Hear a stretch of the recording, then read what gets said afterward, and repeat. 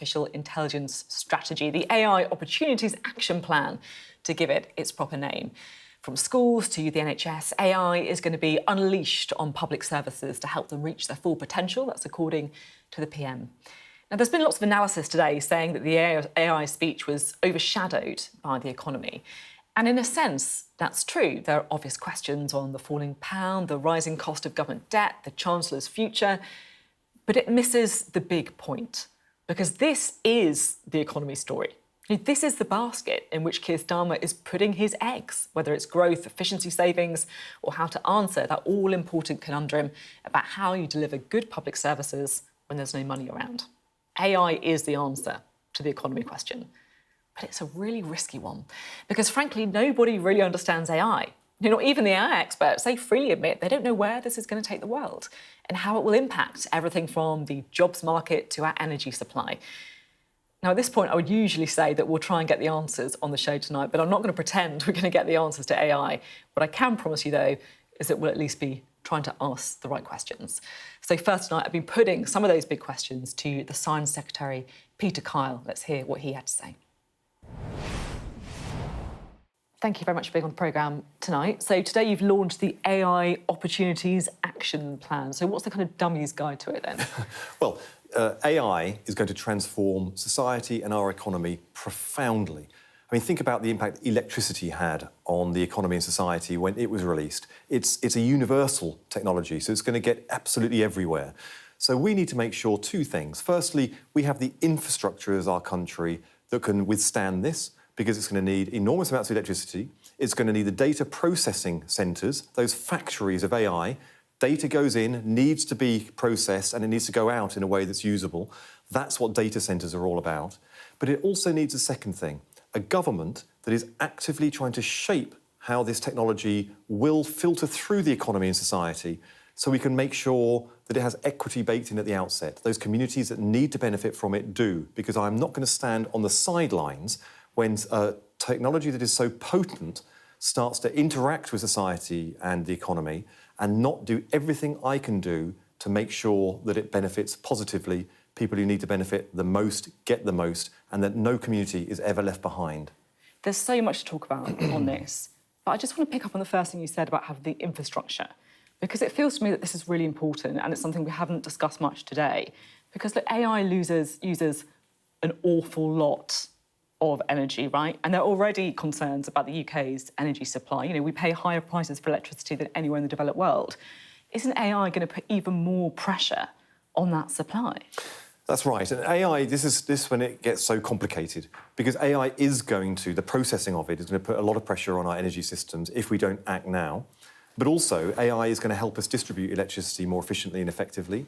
It's going to help us conserve electricity in the household. So these things are very, very complicated. Now, as part of our plan for change, we've created a new AI Energy Council, jointly chaired by Ed Miliband and myself. That brings in the voice of the AI industry to help us understand the requirements and the needs and the disruption in energy going forward, so that we can start strategically planning for a future that caters for the energy needs, does so in a renewable way. This all sounds very, sensible, but I just don't understand this thing, right? You're pushing ahead with AI, which is an electricity sucker. Mm-hmm. But in the last few weeks, our supplies of energy more widely have hit, worryingly low levels. We pay 50 times the usual rate for gas to keep the lights on.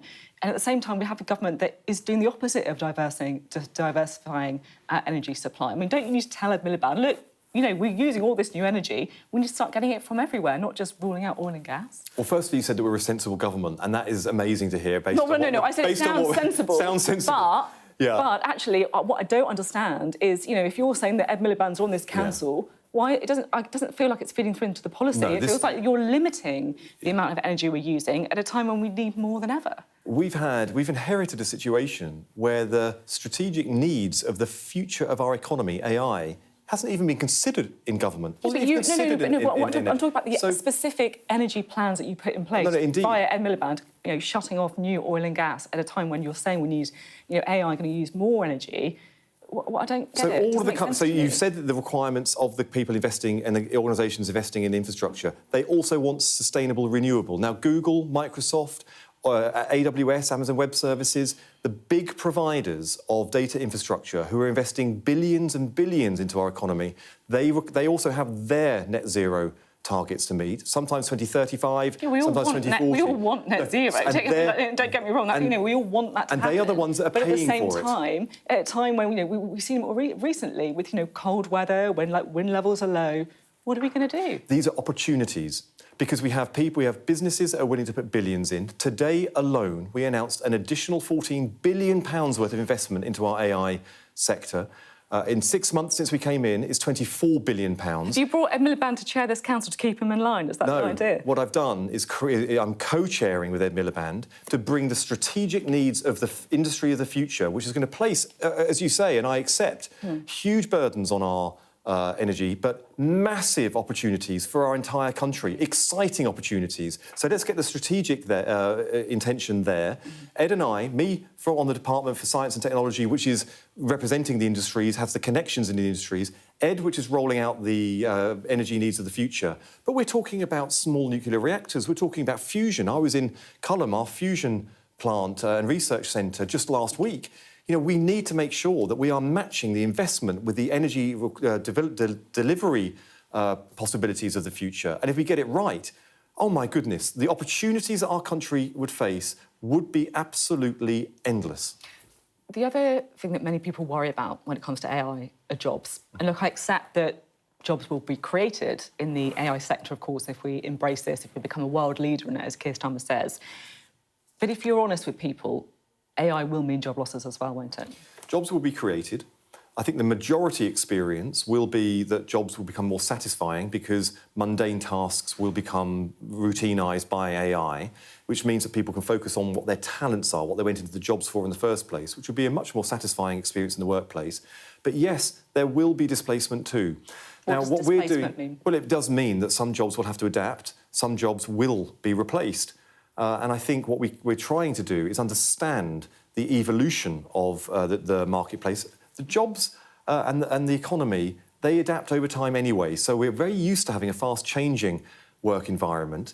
What we're committing to as a government is to make sure that we use the power of government to mitigate those changes, support communities and people through it, and make sure that we have people coming through our education system and later in life with lifelong learning to adapt to those changes, because we will not allow communities to be left behind.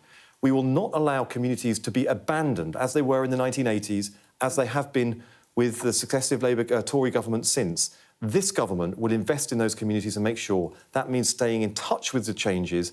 It means investing in skills, as we are doing, and making sure that we have an education system that really is fit for the moment we're living in. I mean, some people who are in the AI sector, like, for example, Professor Jeffrey Hinton, known by some as the kind of godfather of AI, he's worried about the jobs impact. He says that governments might need to look at things like universal basic incomes to deal with the impact of AI. Is that something that you would ever consider?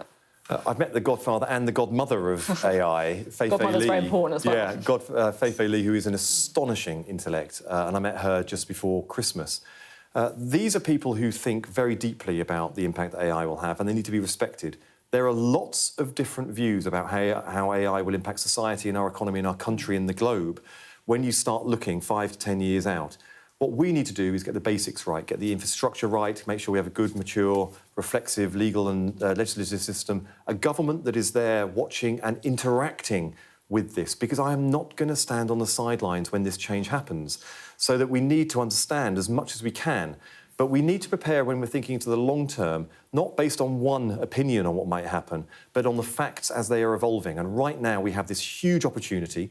We are investing in that opportunity. We're partnering with investors who are putting billions into our economy, which is unlocking jobs and wealth today and into the future. That's how we're going to break this cycle that we were put into of high tax and low growth under the previous administration, and how we have a hope of moving forward. This is just one part of our plan for change. We're also doing the house building. We're also doing the regulatory changes, the planning changes. This is a big part of it, isn't it? You feel the responsibility? I really do. But I hope people can detect that I am hugely excited by this. There is a huge weight of responsibility in getting this right, because if we get it wrong, we will miss opportunities and we will create a lot of challenges for our country. Okay. But I'm excited by the potential and working really hard to make sure we capitalise on it. I do want to talk about the wider economy as well, because look, the pound is falling, government borrowing costs are rising. The markets have lost confidence in you, haven't they? No, that's not true, because as you've seen today, another £14 billion worth of private investment going into our economy. That's not words, that is action. That is businesses getting out their checkbooks and investing in our country. Our country has turned a corner.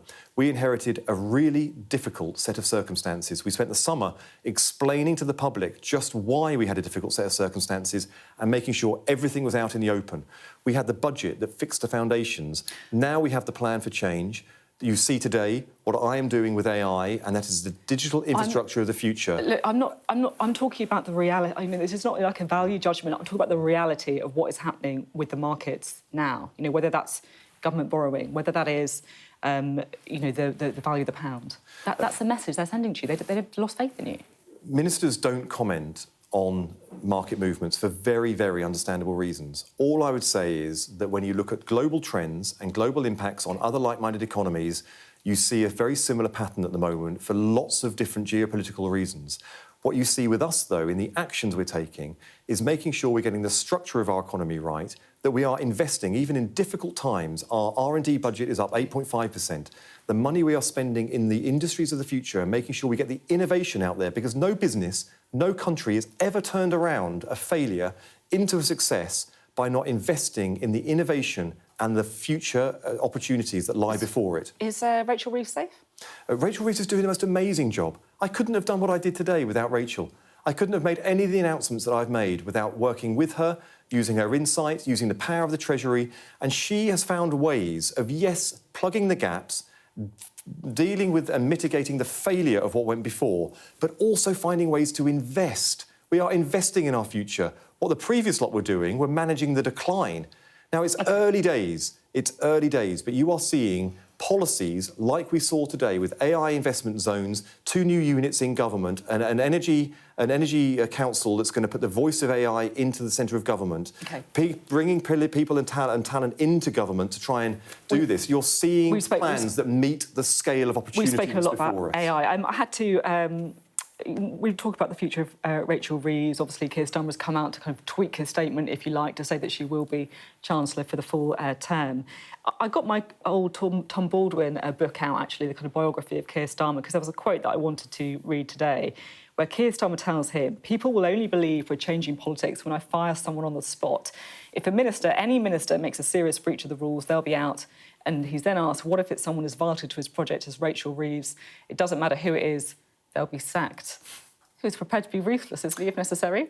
Well, the key thing about knowing if someone's broken the rules is allowing the process to unfold when it is fully independent. Now, Tulip, who you're talking about, she referred herself to a fully independent commissioner who we gave more powers and more independence to. It would be very odd if somebody referred themselves into that kind of process and then a politician sort of stepped in. Now, I can't comment. I've been invited all weekend to comment on this.